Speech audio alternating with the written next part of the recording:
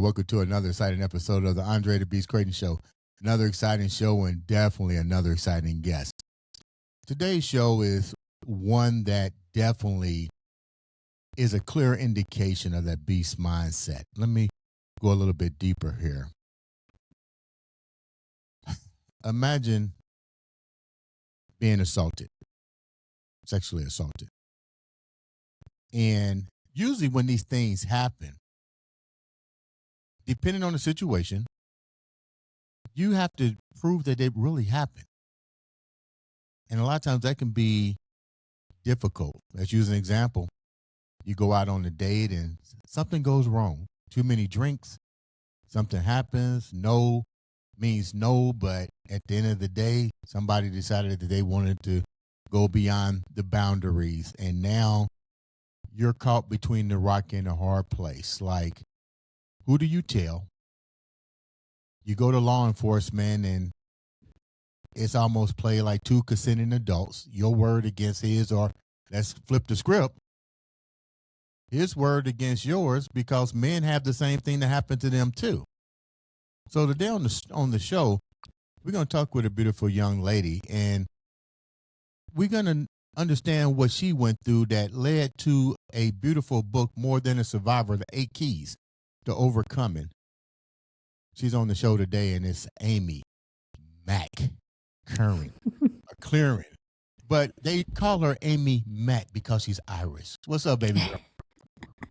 Hi, how are you? I married Irish. I'm more Italian, but that's okay. Now that's even more crazy. Yeah. I know it's all kind of drama in their household. Yeah, definitely. So, Amy, thank you for sending me the book. I like I said today, I read it, didn't finish it, but I'm going to finish it. But I was really shocked about what I read. But before we get into this book in the 8 keys, and we're not going to give everybody the whole 8 keys because I want you to get the book. But before we go down that route, you're not Irish, you're Italian. Your husband's Irish. Tell me a little bit about who you are first. Yeah. So I grew up with a really big family. I lived with my mom and dad. I had youngest of 3 kids, lived next door to grandma. Grandma's house was the spot for Sunday dinners every week, spaghetti and meatballs, garlic bread, best you ever had. And, really big family oriented household, laughing, very loud. The good kind of chaos. And so I had a great childhood. I was a creative kid. I loved to perform, always dressing up, always creating things, and just putting on shows. And, so it was a stable situation. It was a stable childhood. And once I hit my adolescence and then teenagehood, that's when things took a turn. And I had some very, very challenging experiences.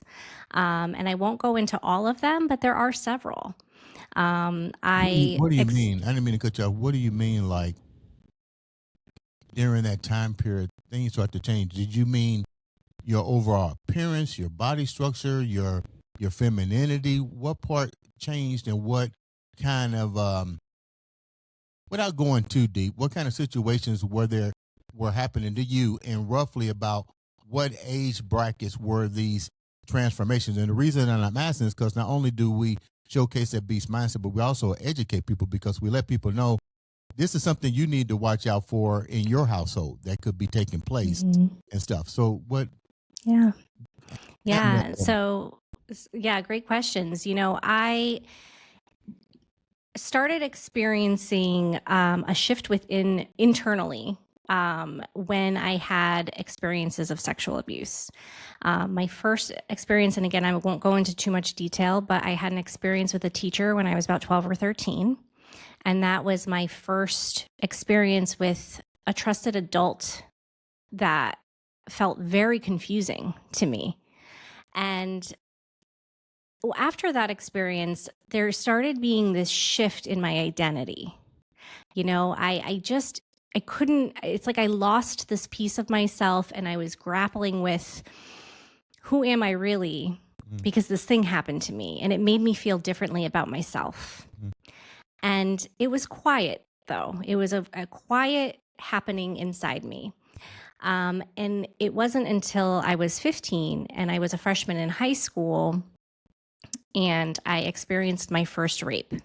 And that was by a friend. And there was alcohol involved. And that's when I became a shell of who I once was. It was like a light went out inside of me. So that kid that I described earlier, that kid who was vibrant and always performing, and I had been doing theater classes before this, I was in a play, like that kid went away. Then it became, yeah, go ahead. Not to cut you off, let me ask a couple questions while we're on different segments here. Let's go back a little bit to the teaching. I used to be a school teacher, so I'm going to go from both sides of the story. When you're a young girl and you're in school, a lot of times little girls can be captivated by the teacher. There's a two-part question. Were you captivated by the teacher at that age? Then the second part of the question is, were you being, now that you look at it from a different standpoint, were there signs of you being groomed? Great questions. The first question, no, I was not captivated by this teacher at all. Two, yes. I think looking back, it's very clear that there was grooming happening because it was like this slow progression of, it seemed like he was testing the waters, right? And the fact that I didn't say anything the first time, then it led to another time. And I didn't say anything the other time. And then it was just something where, him touching me left me feeling like I must be confused or I must be mistaking this for something it's not. And just kind of letting it go. And then realizing that the more it kept happening, I was like, this isn't right. Like this is. How was he performing these activities without saying what he was doing? Like you had to remember the first time that it took place. Like literally what goes through your mind at 12 years old? This is somebody you supposed to, and how did he even perceive to do it? And was it like repetitive, like for a month, 2 months, a whole school cycle? Yeah. So the first time it happened, I was in the hallway.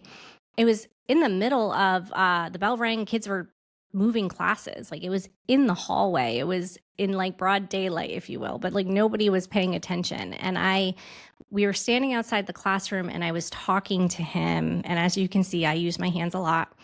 And I was, as 12 or 13-year-olds do, I was very, theatrical about whatever was going on. And he was like, it's okay. Calm down. It's okay. And he just placed his hand directly on my breast. And it was like, I froze. Like, this is clearly a mistake. Like, whoops, right? Like, you did not mean to do that. But instead of moving his hand away or being like, oh my God, I'm so sorry, he just kept it there. And he looked directly in my eyes. And I remember it so vividly, just being like, what is happening right now? And then eventually he moved it to my shoulder. And then he just kept on talking as if nothing happened.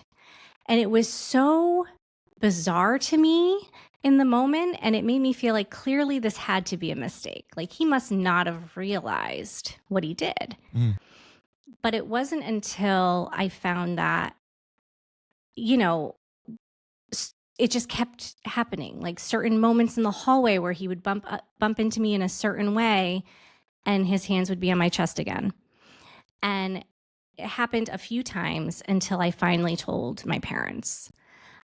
because it was becoming clearer and clearer to me that this was not a mistake. This just kept happening, and it was intentional, and something was going on here. And I honestly couldn't tell you how long. It was closer to the end of the school year. I couldn't tell you how long it was going on. Mm. Um, but I do, I can tell you that my parents intervened immediately, and this was a while ago. And he got fired. Mm. Again, it was the end of the school year, though. And that was kind of it. That was like the end of that whole situation. Were there other individuals that you later find out that this has happened, that this was something that has been done before while you was at that age? Yeah, so I remember, it got around a little bit at the school, not too much, but I remember being in the hallway afterward, and after it all like came out and everything, and this girl came up to me and hugged me, and she was very emotional, and she thanked me because he was, in her words, always making her uncomfortable. That's all she said. And I remember feeling like even more confused. Like, it didn't make me feel better. Clearly I helped her in a way, but it was even more confusing, I think, at that age, being like, this is probably happening to other girls. I'm gonna go here with this and go deeper. I remember my senior year. I won't mention any names. There was a girl in my classroom my senior year at school. Or was it my junior year? One of the years, I think it was my junior year. Pretty girl, never will forget it. And next thing you know, the coach is being fired for having intercourse or relationship with her. Found out there was other girls, even in my community, in my neighborhood. And the backlash that that girl got was just like, wow. I mean, she had to leave the school. I don't even think she was in school, which was kind of funny when I look at it, because I'm like, how long did this relationship go on? Because she was new in the classroom, and but anyway, long story short, those women were young ladies, were basically backlashed by their peers.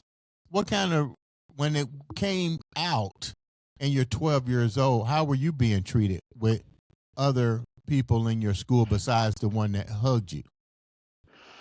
I mean, it didn't spread to the point where I felt like a lot of other people knew. I don't remember. That's a great question, and that's actually more relatable to some of my other experiences. With that one, I don't remember feeling like super, like everybody around me knew. I remember having that one experience with that girl. A couple other people knew, but it doesn't stick out in my memory as to like how that felt for me, because I very quickly like pushed it down, brushed it off, and I literally moved on as if nothing happened. I was just very much like this. I'm not like, we're just gonna pretend this one didn't happen. But when it comes to my experience when I was a freshman in high school, that experience went around the entire school. And there was so much backlash. Like, you say that, and I feel for those girls that you're talking about, because I know how that feels. It was like the entire school knew about that other experience, and it was divided. Either. I get it, because I even asked the coach, I'm like, hey, man, like, did this happen? That was the first thing out of my mouth. And people have to realize, even at 17 or 18, when you graduate, your mind isn't equipped for this kind of thing. Now, I remember also this girl at summer school that came from another school to our school, and I hate to say it, but it's they gang banged her. Oh, it smelled so bad it was behind the bleachers, and it smelled so bad what had happened was, they said that this was what was said, that she was with one person and that other people found out and they wouldn't let her go. And I remember them taking her out, and I'm thinking to myself, this can't be happening, and stuff, because I wasn't experiencing that feel, but you do know right from wrong. So when you got to high school, you mentioned, if I'm following the story right, the person that did this to you was a friend and alcohol was involved. And you were Correct. still in high school, right? Yes, I was a freshman. I was 15. That's pretty much what happened to that girl. But when it happened to you, there's a two-part question. First of all, let's go back a minute. You're daddy's little girl and you're an Italian. Not a good recipe for your father, knowing what happened. Now he's probably truly overprotective, but how is the household now with your mother and your father, knowing the bond that you have, and how are you being received with your circle, your inner structure? Where is there emotional support? Where they're just like, you will get over it? How were you being treated in that environment? That's a great question. And I will say that I was very fortunate in that sense. My family was very supportive. And now with going back with the situation with the teacher, I mean, I told them, but I didn't give them much. And so they did their best. My father actually requested to speak to the teacher in person. Because he was like, I want to look this man in the eyes. And they let him. Oh, But my father, he's one of a kind. He's a minister. He is the most centered person right. I think you will ever meet. He just always focuses on doing the next right thing. And I've learned so much from him. Like, he's literally the rock of the house. And so, my family was very supportive through that. And then going into high school, when the other experience happened, I didn't tell them. Once again, I didn't tell them, but they did find out. And they were very supportive. And the problem is that I was so shut down, and at no fault of theirs, I felt like such a burden. And I think that's what happens. Even for those who have those support systems, they feel like such a burden that they almost like shut them out. It's like they don't accept the support. Did you not tell them because a particular incident happened? And usually when that happens, I think it makes people to think, what are you doing that keeps putting yourself in this situation?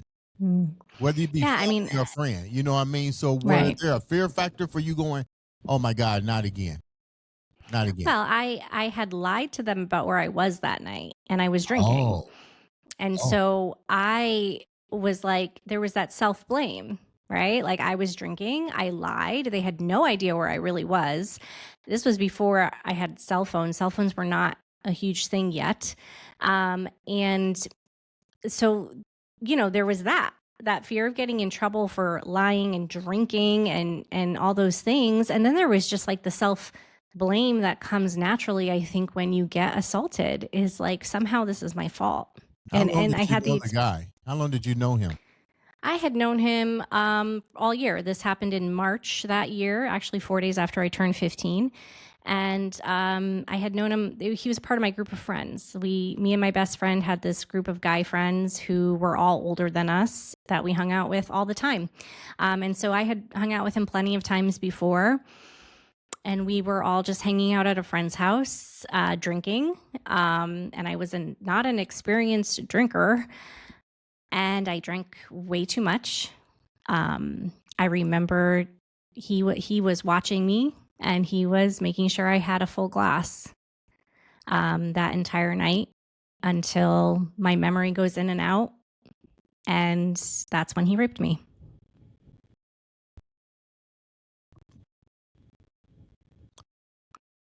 You didn't tell your parents, but there Right. were other people at this event. I assume they sat back and watched this take place. Was it more than one person? Because usually when you're that age and you're drinking, you bring in your buddies and all Mhm. this. I mean, did it get to, not being graphic, did it get to that point? So there were other people there. From what I remember, I only remember him. Now, I will say that to this day, I don't remember everything. And so that still haunts me a little bit because I'm not actually sure what else could have happened. Right. But I remember him. And we were in one of the bedrooms, the door was shut, and it didn't stop until my best friend and her boyfriend walked in on it. And that's when it stopped. And the only thing I remember after that is my best friend's boyfriend sitting on the floor next to me for like the rest of the night as I puked everywhere. I was sobbing. I was like rolling around just sobbing. Did I you go remember to the that. doctor to see if No, nobody called 911. Nobody, I mean, again, and this is why education is so important because we were all kids, right? We're all these teenagers. I don't think anyone knew what to do. Nobody called 911. We didn't talk about it amongst you got ourselves. pregnant or why not with a disease? Well, I did end up going to the hospital after my parents found out. So that night I didn't go. I went home the next day. My sister picked me up from my friend's house where I was supposed to be the night before. So the guys dropped us off to her house because that's where I said I was staying. My sister picked me up and she knew immediately that something was wrong. I told her what happened. She was beside herself, and I had her promise me that she wouldn't tell anyone because I couldn't even, I was so shut down. I was in shock. I just couldn't process it. Hold on, Amy. Who took you back to the house that you were supposed to be at? The people that assaulted you? No, my friend's boyfriend drove us the next morning. The So guy what who did they do about the dude? Not to cut you off. I'm Yeah. trying to focus all this. Yeah. Your friend's boyfriend is holding you on the floor as you throw everything up and trying to process. Where was the dude? Did anybody approach the dude or the people who done the actual act? I have no idea. All I know is the next day he wasn't there. I don't know. And here's the thing. I never asked. I didn't even think about this night like that in that way until I was an adult. I don't know. I have no idea if anybody said anything to him. I don't know where he went. All I know is he wasn't there the next morning. The boyfriend brought us back to the house. And I never talked to anyone, not the boyfriend, especially the one that took care of me. I never even talked to him about it afterward directly. I never asked him questions. But you're still in school. So yeah. people at school knew what happened. Mm-hmm. What was that and like? I still never, it was terrible. So I go to school Monday. This happened Friday night. I went to school Monday. And I was just like, I'm just going to pretend like this didn't happen. And I'm walking through the hallway and I see him with a group of guys, the guy who did it. And him and his friends are laughing and smiling and he looks right at me.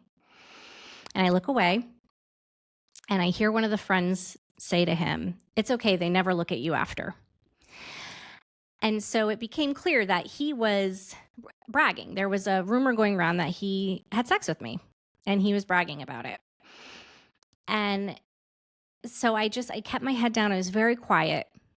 And next thing I know, this girl who was also a part of the friend group, but her and I were not friends. Like she didn't really like me. I was a little intimidated by her. She was older than me. She called me over to talk to her during like lunch. And I remember being like, she's going to beat me up. Like she's mad at me. I don't know why I thought that, but that's what I thought. I went up to her and she looks at me and she goes, "What did he do to you?" And again, I hadn't told, like my sister knew, she wasn't spreading rumors. Like, so looking back, she was 17. So it was a 2-year age difference. Yes. And she was at the same school. Okay. And so looking back now, I realized that there were the two versions of the story were already circulating the school, but I never really thought about that part in the moment. What were the two versions again? One version was that he had sex with me, yay him, and the other version was that he raped me. And so she asked me what he did to me. I explained it to her the best I could, and she hugged me. And she said, "I want you to stay away from him." And so it was just like this odd, like these things, people are knowing about this. I'm not saying anything, but people are knowing about this. Mm-hmm. And then she called my brother, who was in college, a freshman in college, and he was actually on his way home because he was sick. The girl And who she, told you, what did he do yeah, to you, knew your brother?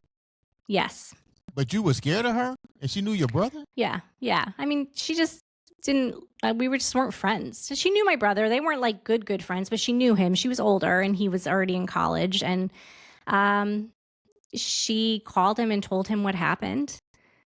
And he called my father. And then by the time I got off the bus that day, my family knew, and my dad was waiting for me. And he hugged me and he walked me to the house. And we all sat down together to figure it out. What a great family. And, yeah. you know, how did that make you feel at that moment? I mean, in that moment, I felt shameful, like a burden. And it's so interesting because I was so surrounded by love. Right. But all I could feel was darkness. How did you pursue to get out of it with the help of your dad? I know your dad went up there and just like, the Italian came out of him. I mean, there's this one moment that I talk about in my book when we were sitting around that kitchen table. Yeah. And we're talking, and my brother gets a phone call, and he picks it up, and it's somebody on the other line who says to him, "I heard you have a problem that needs to be taken care of." And I didn't hear this. My dad did. I was just like sitting there. And my brother looks at my dad, and my dad has this moment, he has a moment of like, do I just pretend I didn't hear that? Mm-hmm. Or do I focus on channeling this anger in a appropriate way for my daughter? Right. And so he tells my brother, he says, "Tim, call off the dogs." And he said, "No, we're good." And he hung up. And, so my dad made a choice in that moment. And in my book, my dad actually has moments of where I pause and he writes his perspective to share the two, because I couldn't see any of his perspective in those moments. Give us one of the perspective without giving all of it away from your dad's standpoint, because I want to get two parts to this. I want to get the part from your dad. I want to get the part from your mom. And more importantly, how is this really affecting your mom? Because Italian women are a different breed of women. So, and I will say we're not 100% Italian. So there's a mix here, but there is a piece of like, maiden name is Sriracha. So, there's a piece of Italian there, but it's not 100%. But, I mean, I know they told me about the moment that my dad called her at work and said that I'm coming to pick you up right now. Something happened. And she refused to get off the phone with him until he told her what. And he told her, and you could hear the echoes of her scream just throughout the hallways of the bank that she worked, because she was so devastated. And my mom is one of the most nurturing, loving people you will ever meet. And she just, I mean, I was her youngest daughter, like the brokenness that you could see in my family's faces. But I felt like it was my fault. And it's not because they were telling me it was my fault, but that's just how I internalized it. I had so much blame because I wasn't where I was supposed to be. I was drinking. And so in my mind, this was my fault. And look at the pain I'm causing my family. And in their mind, my daughter just got hurt in the most unimaginable way. How can we help her through this? And again, like going back to that moment around the kitchen table, one of the perspectives my dad shares is that moment, in that moment of centering himself to be like, okay, this is where the focus comes in. I now know who I need to be for my family. I need to be the leader, and I need to do this in the right way, and in the least harmful way to my daughter. I need to be a calm support. And that's exactly what he was. let's go after all this unfortunate things happen. You took a lot of the burden upon yourself by being in the wrong place, the wrong time, and it happened, and it shouldn't have happened. I get the accountability that you placed upon yourself, but how do you get back to a safe environment? How do you get that beast mindset back and say, okay, I take the blame. I was here, and I'm not condoning what had happened, but at Right. least you're saying, if I hadn't have been there, I wasn't supposed to have been there. I didn't pick the right friends. I thought he was my friend. And it's funny because most time when these things happen, you already know the person. Right. Yeah. So how do you get your mental state back to get back on track and fulfill what your father is doing by protecting you, by keeping that safe mindset and not go angry at him? Yeah, I mean that's a loaded question because it wasn't like this overnight flip of the switch. Right. So the journey was long and it was painful, and it took a lot of time of me not being in that headspace, Mm. and turning to heavy drinking and experimenting with drugs. And I had other sexual assaults happen afterward. And I was so lost and stuck in this victim mindset, and just, it's like I accepted my lot in life, right? This was who I was for the world. That's how I saw myself. I was just this thing to be used and abused and discarded. And that's how I carried myself. What do you mean that's how And you carried yourself? Because you said this continued. So how does it continue? Did you keep it putting wasn't the yourself in, same person. or did you keep putting yourself in the same type of repeated behavior patterns? And if so, what was Well, those patterns? yeah, it was the drinking. It was the drinking. And so I would just drink until I was either sick or blacked out. And I would surround myself with people who didn't really care about me because I didn't care about me. And I would put myself in relationships with people who didn't care about me because I didn't think I deserved real love or care. And so, yeah, the same patterns and behaviors and self destructive behaviors, and the drinking, not probably a little over a year later, was drinking heavily again with friends, again, different friends. And I became so sick, and I was raped for a second time, By the and person that you knew. by a person that I knew. Okay. And it just became, it was like this, you know, like this realization in that moment of like, yeah, this is just what happens to me. So when you wake up from blacking out and you just been assaulted again from somebody that you know, how do you, I don't want to sound insensitive, but some of the questions I'm gonna ask, I just gotta ask. Like, how do you just keep going on day to day? This dude just assaulted you, and you get up and go back to doing Yeah. what you're doing. I mean, and for anyone who's listening who's been there, when it becomes your identity, it's almost like you become, I'm going to use the word comfortable, but there's nothing comfortable about it, but you become accepting of who you are for the world. And it's like you just accept that you are a victim. You accept that you are damaged. Is that And how that's the how you live people? life. Is that how the people? Let me go here. Did pretty much everybody in the neighborhood or in your surrounding know that you had this track history of drinking, passing out? Hey, go rape her, do whatever you want. She don't give a fuck. Was this the way that men were actually looking at you that came in contact with you? I mean, that's a good question. I don't know if that's how they saw me. They didn't voice that.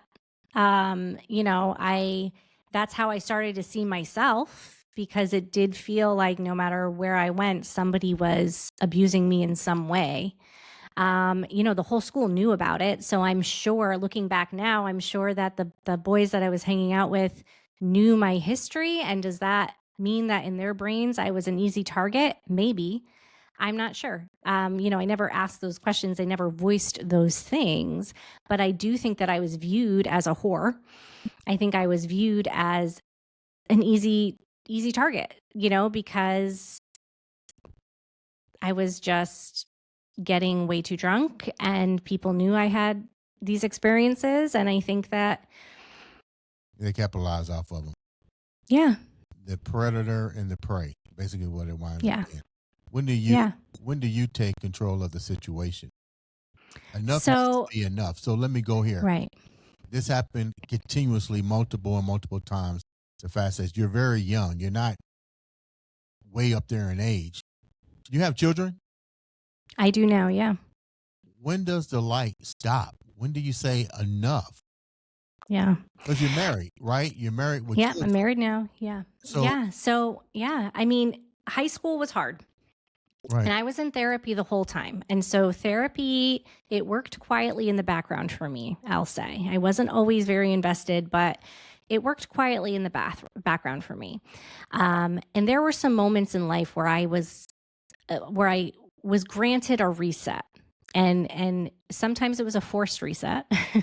Like, for instance, getting in trouble with my parents because I was lying. I became such a master manipulator. I was lying to them all the time.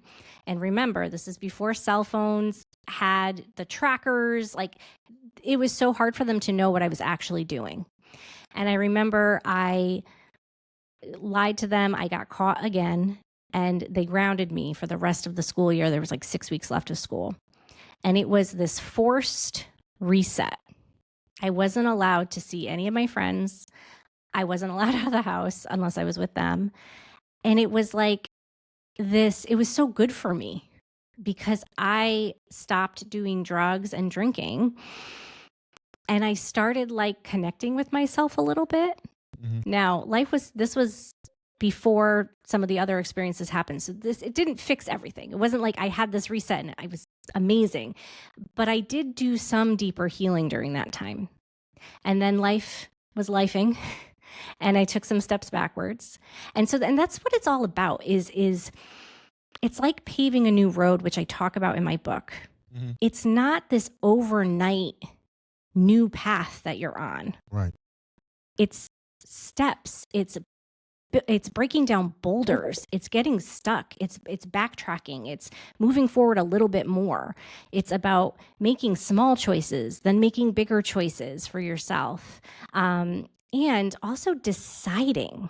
You have to get to a point where you decide that you want to heal. And that took me time to really decide that I wanted to not only stop drinking and doing drugs, but also heal and love myself again. Let me go here and let me also clarify. Thank you so much for taking time to come on the show and share such a beautiful story, that beast mindset and the 8 keys of overcoming sexual assault with your book, More Than a Survivor. When you get into this transformation, you mentioned therapy was a silent treatment in the background, but you wasn't fully invested. But then when you did become invested, you start to see the shift. You now have a child. You're married.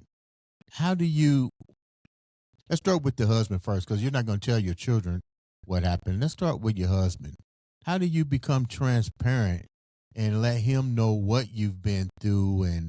And because I'm pretty sure you still live in the same community, how do you help him mentally by knowing that you put yourself in a situation and labeled yourself in a certain category based on the other people that did it, the perpetrator?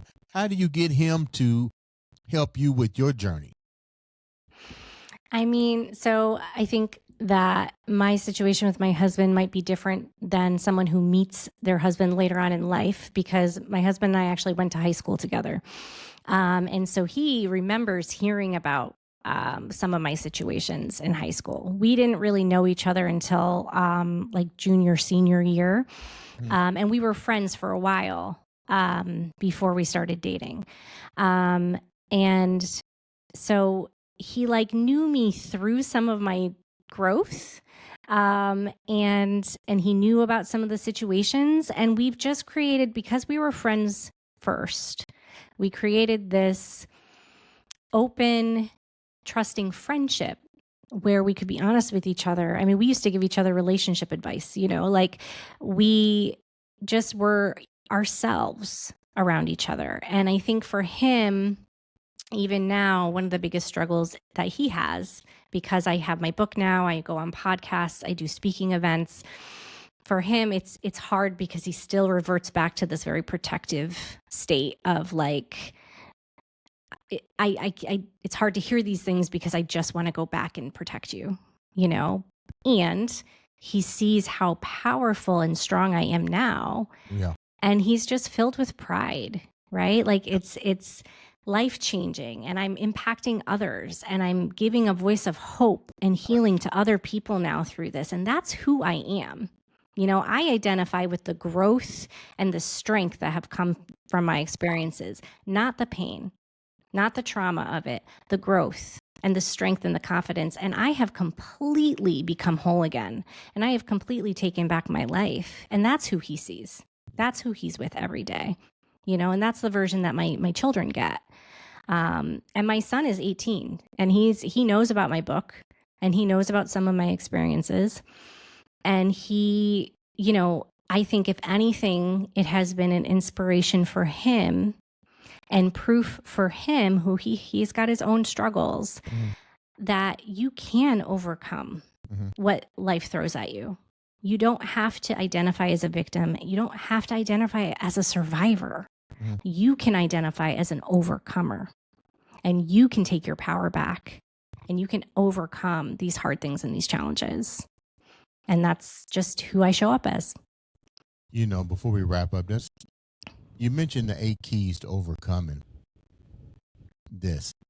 What was the toughest 3? I'm not going to give out all 8. I know the listeners are like, Andre, please give out a little bit more. Now you got to get the book. More Than a Survivor, plain and simple.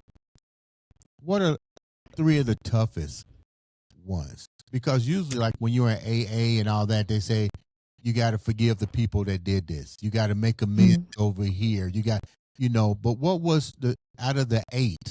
Give me the 3 that was the most toughest, but the most impactful, that helped, that really carved you into who you are today.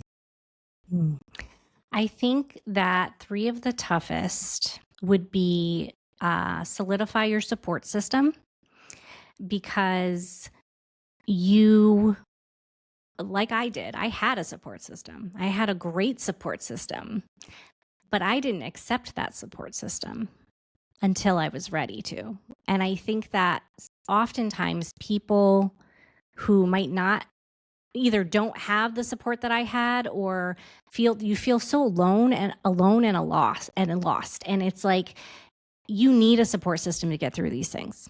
And you have to find the support system that is healthy and works for you. And I think that can be very challenging, but I promise you it is out there. And I talk about kind of finding your tribe, but like looking at that tribe and saying, are they actually supporting my healing, or are they encouraging my numbing and my, pushing these things down? Because you can have a tribe who you love, like a friend group or whatever it is, who will help you drink your sorrows away and make sure you have a great time. But that's not the kind of support system I'm talking about. I'm talking about a support system who will sit with you in the quiet, and sit with you in the pain, and show up for you every day, or go to therapy with you, or is a part of a support group, or is just a listening ear. And I think that can be really hard, because when you feel so alone, you often shut yourself out away from getting support. And so that's one of them. I think another really hard one is called Avoid the Void and Speak Up, because for those of us who haven't told anyone, that's like one of the first things, is giving language and giving a voice to your experiences and not being so alone. And we get stuck in this void, And it's so hard to get out of it because it becomes comfortable for you. And like, even if your experiences have happened 20 plus years ago, it's still not too late to speak up and tell somebody. And that's like one of the first steps to really getting it out. It's like you get it out of your body and you put it out in the world. Like, this thing happened. And sometimes it's so freeing alone just to say it out loud or write it down or tell somebody. And then another harder one, I think, is claim your justice. And that one is all about finding justice for you, even when justice isn't served. Because a lot of times justice isn't served. Right. And where does that leave you? Mm-hmm. Right. And I think that there is still justice for you, and you get to claim it. And in that section, it does talk about forgiveness and what that means in these situations. And it talks about, it's really about reclaiming your power and finding that justice regardless of what the outside world is doing or looking like. You still get to claim it for yourself. And I think that one's really hard because it talks about, like I said, it talks about forgiveness, and that's a touchy word in these kind of scenarios. And when justice isn't served, it does feel like the battle is lost sometimes. Wow. But they're all three really powerful keys when you can accept them and work with them. Wow, that is deep. Amy, congratulations on overcoming and really changing your life, keeping that beast mindset. Thank you so much for taking time to come on to the show. Who is More Than a Survivor meant for? It's meant for anyone who has, experienced sexual abuse in their life, no matter when it happened. And it's also for people who support someone who has experienced these things. Like I said before, I give the perspectives of my dad and my sister throughout the book. And so it makes it a book that either party can read and really get a deeper understanding of each other, and work through it together. There's a reflective journal that comes with it that you get to work through as you're going through it, so that you can connect to your own journey, not only mine, too. Amy, thank you once again for taking time to come on the show. Love to have You're you so come welcome. back, as your life I'd love to come continues back. to evolve, keeping that beast mindset.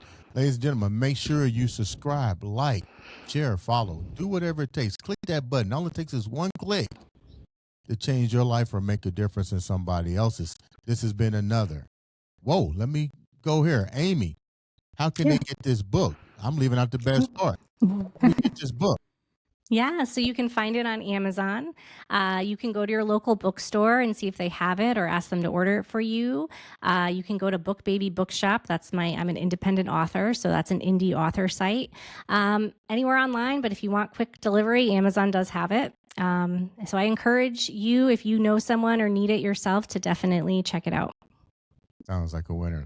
Ladies and gentlemen, this has been another, and I do mean another, exciting episode of the Andre the Beast Creighton Show.